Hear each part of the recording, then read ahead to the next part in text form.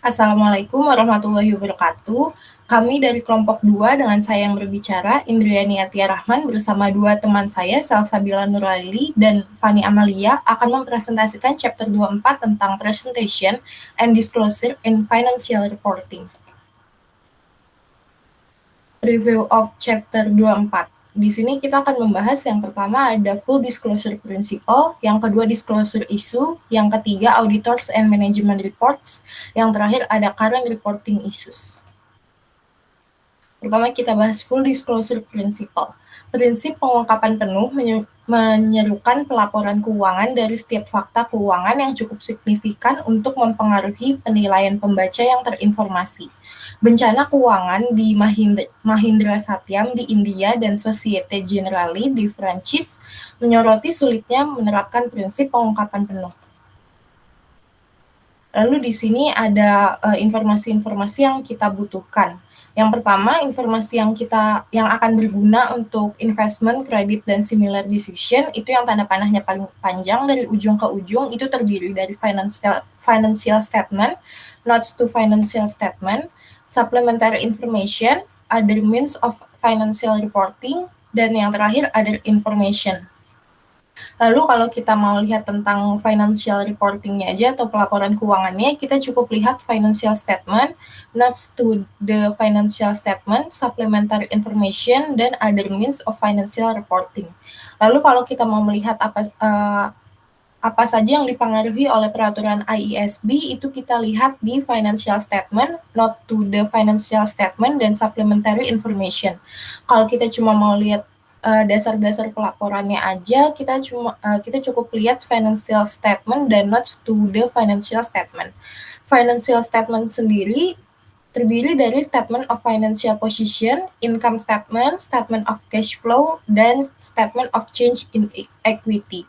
Notes to the financial statement itu contohnya kayak kebijakan akuntansi, kontingensi, metode dari inventory, lalu jumlah saham yang beredar, terus penilaian alternatif. Kalau supplementary information itu contohnya kayak perubahan metode penilaian harga, terus juga informasi tentang cadangan oil dan gas.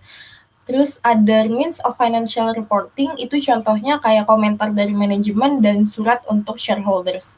Lalu other information-nya contohnya kayak discussion of competition, terus laporan analisa, terus statistik ekonomi dan berita terbaru tentang perusahaan tersebut. Peningkatan persyaratan pelaporan. Alasannya, kompleksitas lingkungan bisnis, kedua, kebutuhan akan informasi yang tepat waktu, ketiga, akuntansi sebagai perangkat kontrol dan pemantauan.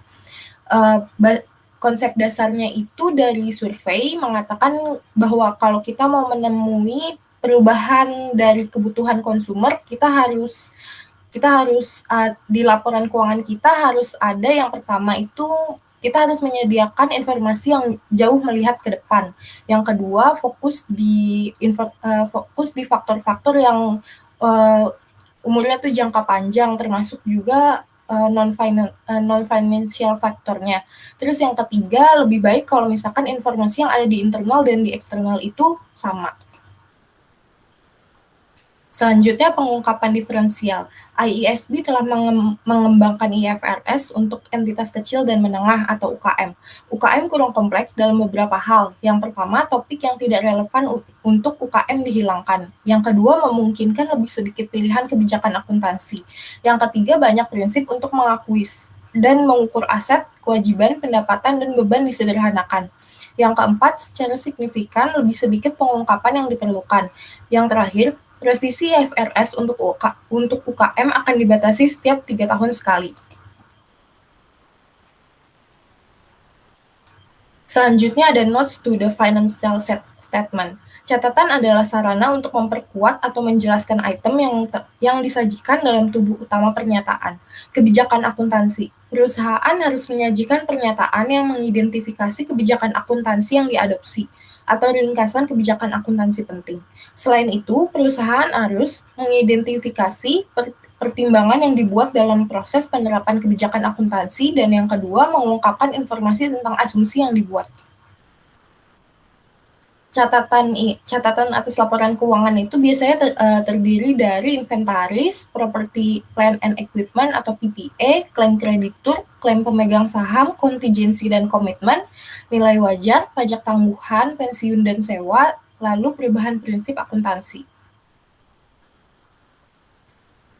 Yang selanjutnya disclosure issues, pengungkapan transaksi atau peristiwa khusus. Transaksi pihak terkait, sifat hubungan, jumlah transaksi dan saldo terutang, penyisihan piutang ragu-ragu, beban yang diakui selama periode sehubungan dengan piutang tak tertagih atau piutang ragu-ragu dari pihak berelasi.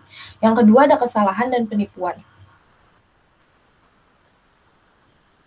Selanjutnya peristiwa setelah periode pelaporan atau biasa disebut subsequent events. Jadi di sini subsequent events itu berhubungan dengan yang pertama peristiwa yang memberikan bukti tambahan tentang kondisi yang ada pada tanggal laporan posisi keuangan. Yang kedua, peristiwa yang memberikan bukti tentang kondisi yang tidak ada pada tanggal laporan posisi keuangan.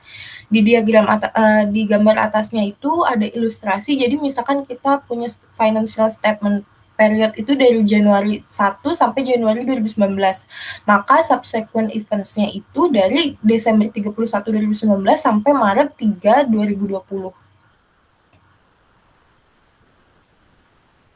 Selanjutnya, reporting for diversified companies. Investor dan analis investasi menginginkan laporan laba rugi, laporan posisi keuangan, dan informasi arus kas pada masing-masing segmen yang membentuk angka pendapatan total.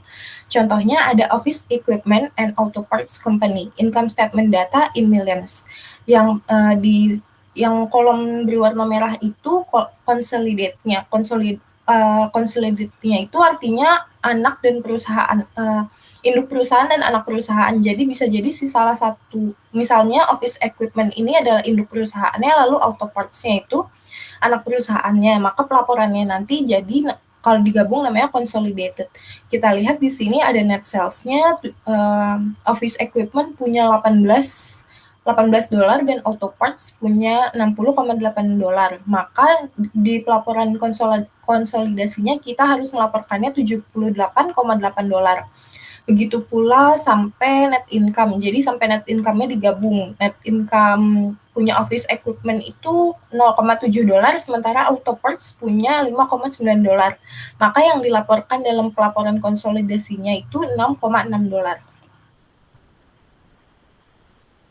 Selanjutnya, tujuan pelaporan informasi tersegmentasi untuk memberikan informasi tentang berbagai jenis kegiatan bisnis di mana suatu perusahaan terlibat dan lingkungan ekonomi yang berbeda. Di mana ia beroperasi memenuhi tujuan ini akan membantu pengguna yang pertama lebih baik memahami kinerja perusahaan, yang kedua lebih baik menilai prospeknya untuk arus kas bersih di masa depan, yang ketiga membuat penilaian yang lebih tepat tentang perusahaan secara keseluruhan. Materi selanjutnya akan dibahas oleh teman saya, Selsabila.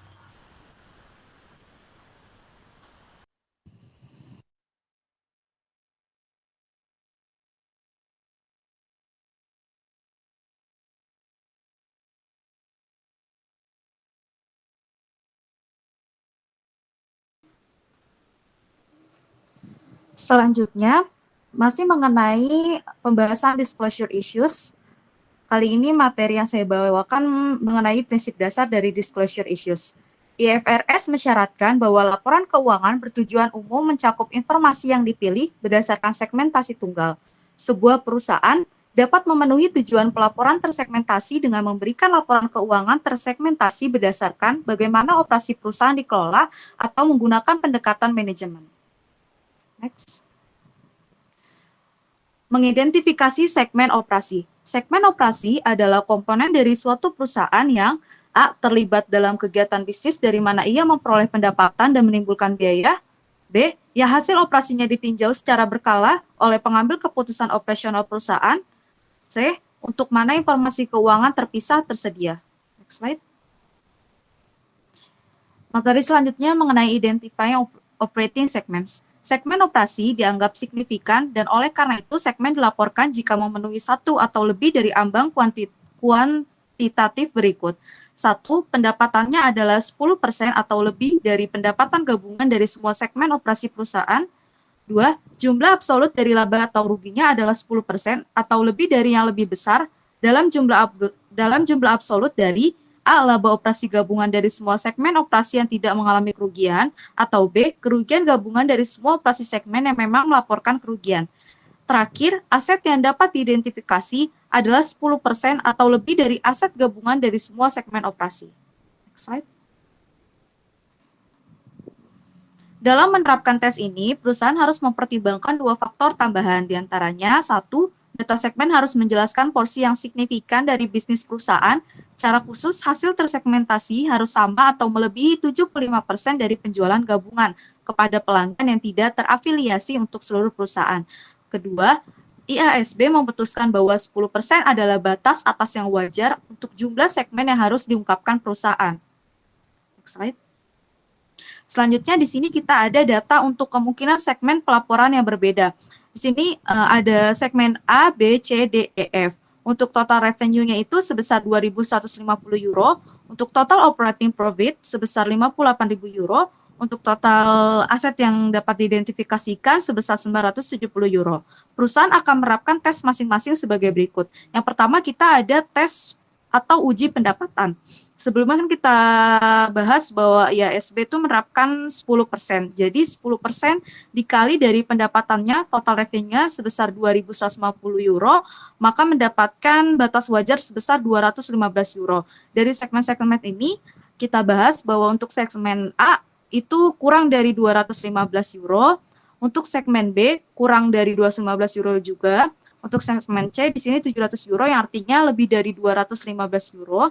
Untuk segmen D di sini ada 300 euro yang artinya lebih dari batas wajar. Untuk segmen E ada 900 euro artinya lebih dari segmen wajar. Untuk yang segmen F di sini ada 100 euro yang artinya kurang dari batas wajar. Maka dari itu kesimpulannya untuk segmen C, D, dan E memenuhi tes ini. Next slide. Tes kedua di sini kita ada uji laba atau rugi dari operasi. Caranya masih sama seperti sebelumnya, persentasenya 10% dikali dari 90 euro. 90 euro ini didapatkan dari operating profit-nya ini kita tambahkan semua. Jadi untuk perhitungan ini tidak mengenal batas rugi. Makanya 10 euro tambah 2 euro tambah 40 tambah 20 tambah 18 ditambah 5 itu jadinya 90 euro. Maka kita dapat batas wajar untuk uji ini sebanyak 9 euro.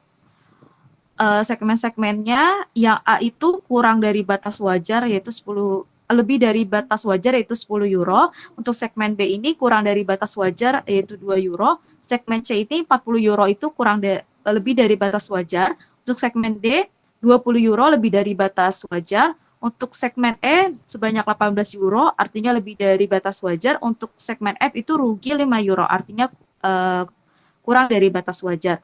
Maka dari itu segmen A, C, D, dan E dapat memenuhi tes ini. Next slide. Untuk uji selanjutnya ada uji atau tes aset yang dapat diidentifikasi.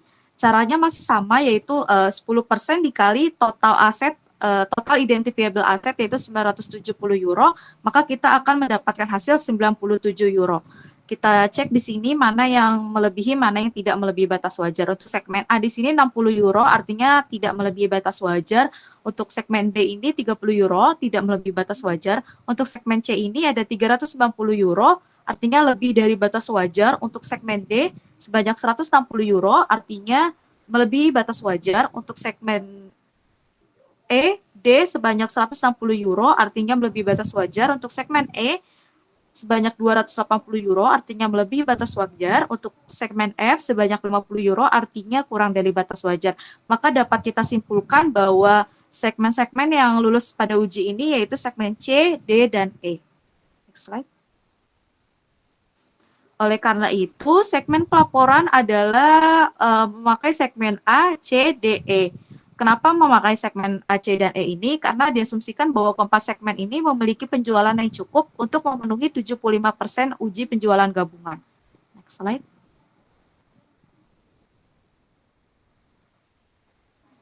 75% dari uji penjualan gabungan ini perhitungannya adalah 75% dikali 2.150 euro yang didapatkan dari total revenue yang berada di tabel, maka mendapatkan hasil 1.612,50 euro. Untuk penjualan A, C, D, dan E, kalau ditotalkan itu sebanyak 2.000 euro. 2.000 euro ini didapat dari segmen A itu 100 euro, ditambah segmen C sebanyak 700 euro, ditambah dari segmen D sebanyak 300 euro, ditambah dari segmen E 900 euro. Oleh karena itu, tes 75% pada segmen ini terpenuhi. Slide.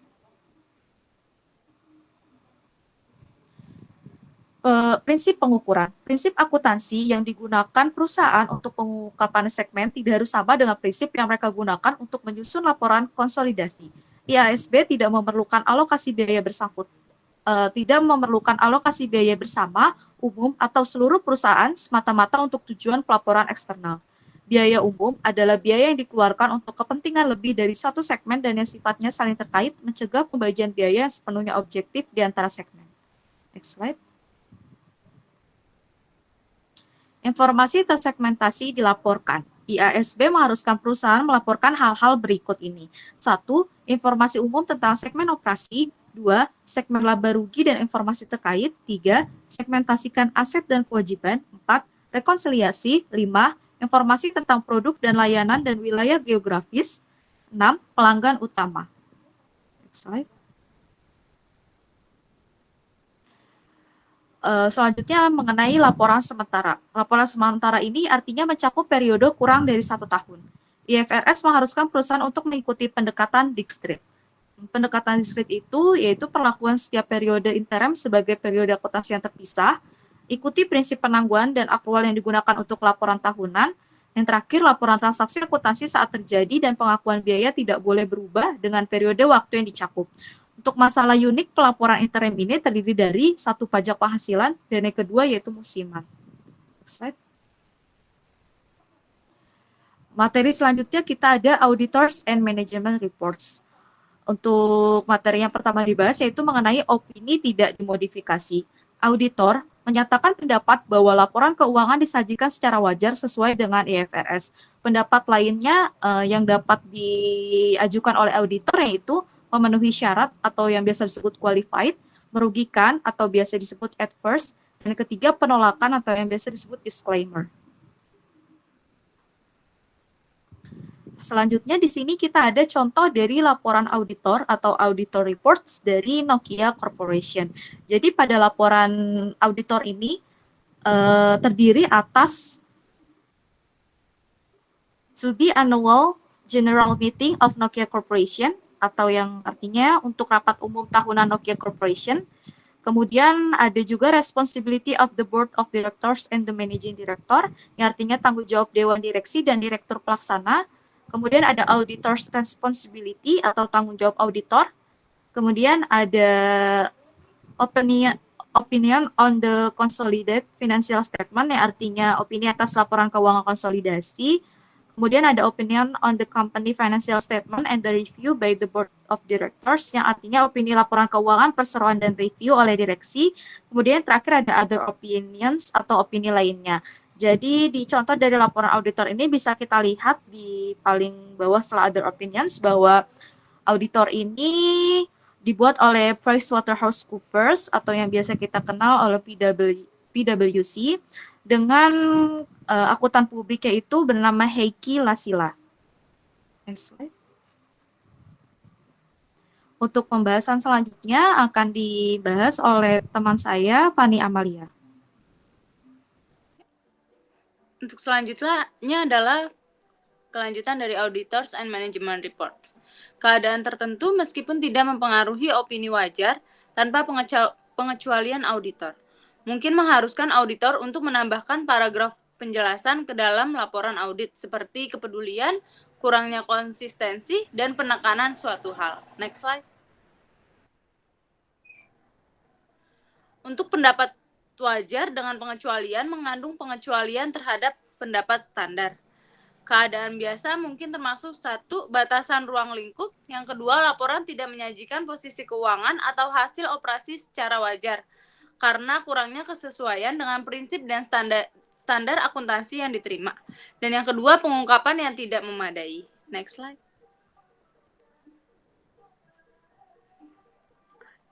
Opini tidak wajar disyaratkan dalam setiap laporan, di mana pengecualian penyajian wajar sangat material, sehingga menurut pertimbangan auditor independen, opini wajar dengan pengecualian tidak dibenarkan. Laporan keuangan secara keseluruhan tidak disajikan sesuai dengan IFRS.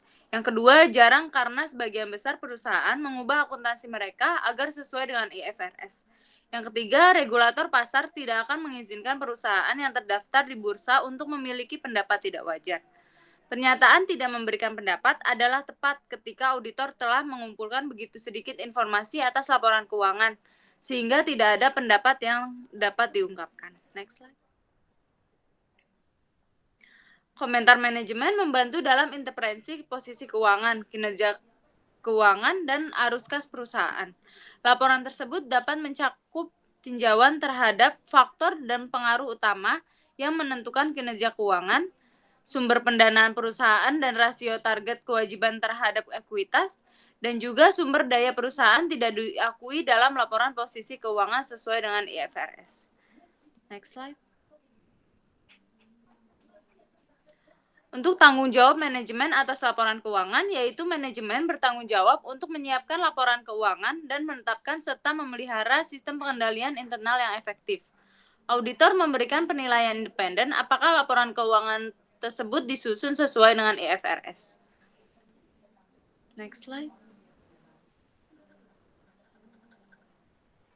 Untuk perakiraan keuangan adalah, jadi ini pelaporan perakiraan dan proyeksi keuangan. Untuk perakiraan keuangan adalah seperangkat laporan keuangan perspektif yang menyajikan posisi keuangan yang diharapkan perusahaan, hasil operasi, dan juga arus kas. Untuk proyeksi keuangan adalah laporan keuangan prospektif yang menyajikan dengan satu atau lebih asumsi hipotesis, posisi keuangan yang diharapkan entitas, hasil operasi, dan arus kas.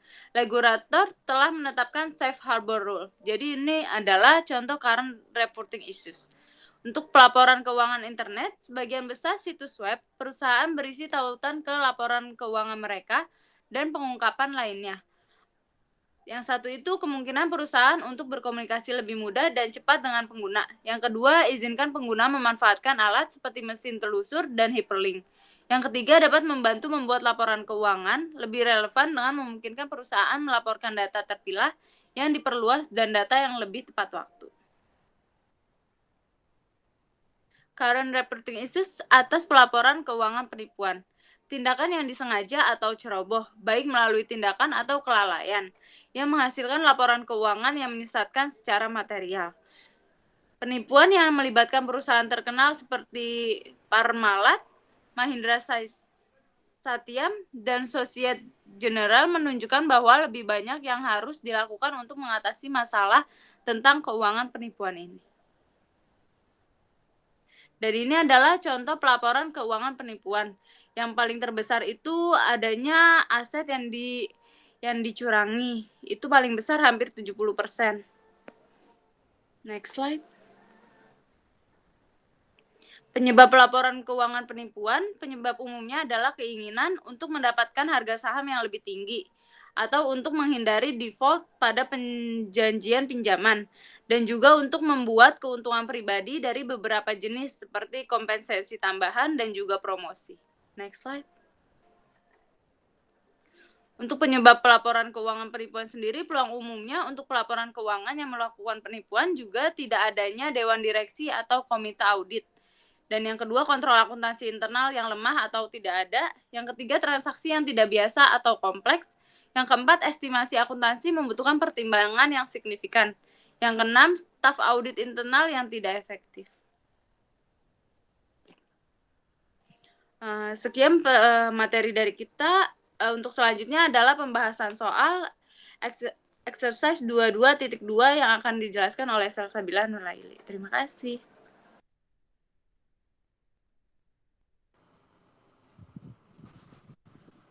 Untuk materi untuk pembahasan soal selanjutnya di sini ada exercise 22.2 mengenai change in policy inventory method. Whitman SA memulai operasinya pada 1 Januari 2016 dan menggunakan average cost method untuk harga inventorinya. Manajemen berpikir untuk mengubah inventory metodenya pada tahun 2019. Berikut adalah data yang tersedia untuk tahun 2016-2019. Di sini ada net income dari Whitman SA, jadi sebelumnya dia pakai average cost method, terus kemudian ngubah ke FIFO method. Di tahun 2016 net income-nya itu sebanyak 16.000 euro menggunakan average cost. Kalau menggunakan FIFO menjadi 19.000 euro. Di tahun 2017 menggunakan average cost 18.000 euro, menggunakan FIFO sebesar 21 euro. Di tahun 2018 menggunakan average cost metode sebesar 20.000 euro, kalau menggunakan FIFO sebesar 25.000 euro. Next slide. Instruksinya, A, buatlah entry jurnal yang berkaitan untuk mencatat perubahan dari average cost method ke FIFO, dari menggunakan average cost method ke FIFO method pada tahun 2019.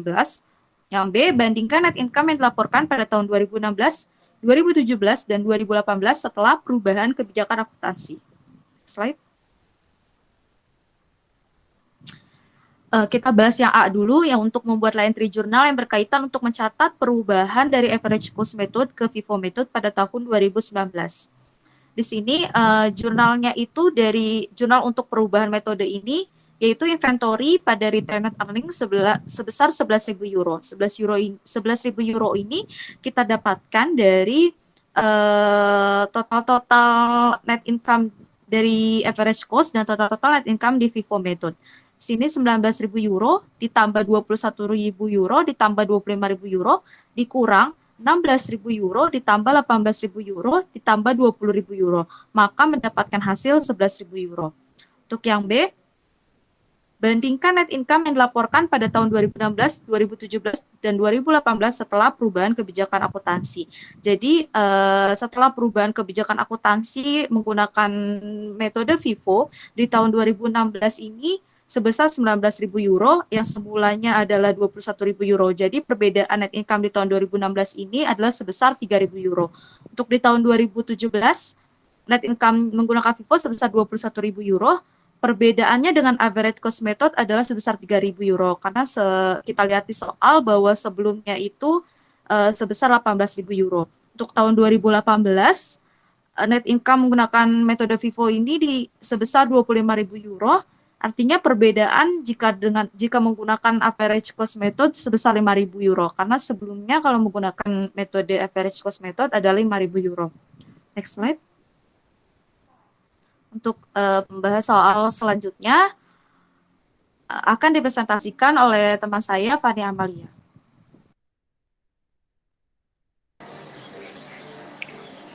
Untuk selanjutnya adalah exercise 22.13 tentang long-term contracts. Brian Construction Company mengubah accounting for long-term contracts-nya dari cost recovery method menjadi percentage of completion method pada tahun 2019. Untuk tujuan pajak, perusahaan mengadopsi cost recovery method dan akan selalu menggunakan metode ini untuk kedepannya. Di bawah ini adalah informasi terkait. Jadi pada tahun 2018, percentage of complication-nya 980.000 dan akan dipindahkan ke cost recovery jadi 730, maka perbedaan difference-nya itu 250.000. Dan 2019 adalah 900.000 pada percentage of completion dan cost recovery-nya 480, maka difference-nya itu 420. Instruksi, asumsikan bahwa tax rate adalah 40%. Berapa jumlah net income yang akan dilaporkan pada tahun 2019? Yang B, bagaimana entry terkait menyesuaikan pencatatan akuntansi ini untuk perubahan kebijakan akuntansinya? Next slide. Maka yang akan kita mencari jumlah net income yang akan dilaporkan tahun 2019.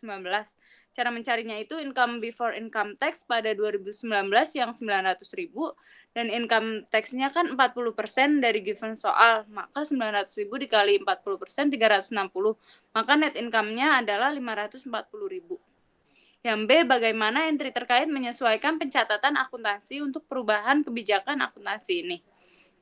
Construction in process pada 2018 kan ada 250 dari different-nya. Maka untuk mencari deferred tax liability adalah 250.000 dikali tax rate yaitu 40% yang menghasilkan 100.000. dan retained earning 150.000. Maka untuk jurnalnya itu construction in process pada debit dan different tax liability serta retained earning ada di kredit. Next slide. Untuk selanjutnya adalah problem akan dijelaskan oleh teman saya Indriani. Selanjutnya adalah problem 22.2 tentang Comprehensive Accounting Change and Error Analysis Problem. Botticelli SPA didirikan pada akhir 2016 untuk memproduksi dan menjual kaos kaki. Pada akhir tahun keempat pengoperasian, perusahaan sudah cukup berhasil, diindikasikan dengan hasil laporan net income. Pada tahun 2016 mereka mendapat 140.000 euro, pada tahun 2017 mereka mendapat 160.000 euro, 2018 mereka mendapat 205.000 euro, dan 2019 mereka mendapat 276.000 euro.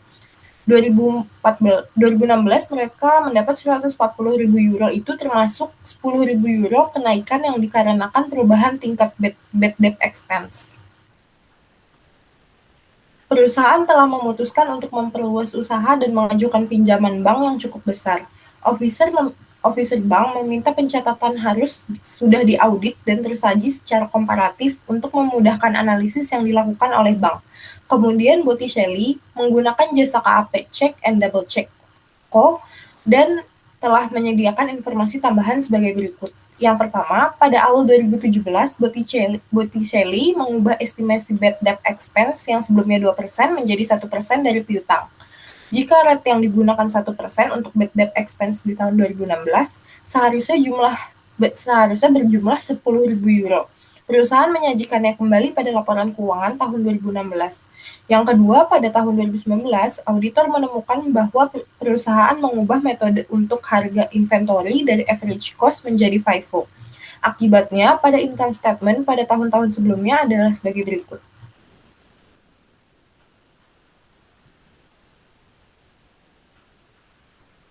Jadi di sini ada income statement tahun 2016, 2017, dan 2018, 2019. Net income unadjusted-nya di bawah average cost basis itu tahun 2016 besar 140.000 euro. Sementara kalau kita pakai FIFO itu dapat 155.000 euro, menghasilkan perbedaan 15.000 euro. Tahun 2017 itu sebesar 160.000 euro di bawah average cost, lalu kalau di bawah FIFO itu mendapat 165.000 euro, jadi kita punya selisih 5.000 euro. Tahun 2018 di bawah average cost kita punya 205.000 euro, sementara kalau kita pakai FIFO kita dapat 215.000 euro. Jadi menghasilkan perbedaan 10.000 euro. Pada tahun 2019, di bawah average cost, kita punya 276.000 euro, sementara kalau kita pakai FIFO, kita dapat 260.000 euro, menghasilkan perbedaan 16.000 euro.